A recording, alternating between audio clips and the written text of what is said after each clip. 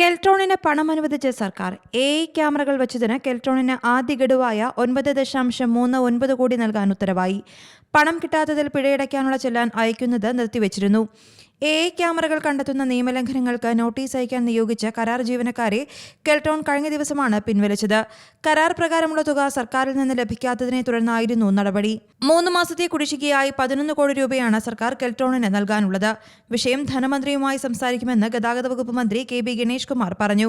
AI ക്യാമറകളിൽ traffic നിയമലംഘനങ്ങൾ ഇപ്പോൾ record ചെയ്യപ്പെടുന്നുണ്ടെങ്കിലും control റൂമിലുള്ളത് motor വാഹന വകുപ്പിലെ ഉദ്യോഗസ്ഥർ മാത്രമാണ്. നിയമലംഘനങ്ങൾ വേർതിരിച്ച് നോട്ടീസ് അയക്കുന്നതിനാണ് കരാർ ജീവനക്കാരെ ചുമതലപ്പെടുത്തിയിരുന്നത്. ഈ ജീവനക്കാർക്ക് കെൽട്രോൺ പ്രത്യേക പരിശീലനവും നൽകിയിരുന്നു. 3 മുതൽ 5 വരെ ജീവനക്കാരാണ് ഓരോ ജില്ലകളിലും ഉണ്ടായിരുന്നത്. ദിവസങ്ങളായി പല കൺട്രോൾ റൂമുകളിലും ജീവനക്കാർ എത്തിയിട്ടില്ലെന്ന് മോട്ടോർ വാഹന വകുപ്പ് ഉദ്യോഗസ്ഥർ സ്ഥിരീകരിച്ചു. ക്യാമറകൾ സ്ഥാപിച്ചതും അത് പരിപാലിക്കാൻ സർക്കാർ ഏൽപ്പിച്ചതും കെൽട്രോണിനെയായിരുന്നു. കരാർ തുക നൽകിയില്ലെന്ന് കാട്ടി കെൽട്രോൺ നോട്ടീസ് നൽകിയിരുന്നുവെങ്കിലും സർക്കാരിൽ നിന്ന് മറുപടി ലഭിച്ചില്ലെന്നും ആക്ഷേപം ഉയർന്നു. ഇതിനു പിന്നാലെയാണ് സംസ്ഥാന സർക്കാർ പണം അനുവദിച്ചത്. News desk Zee Malayalam news.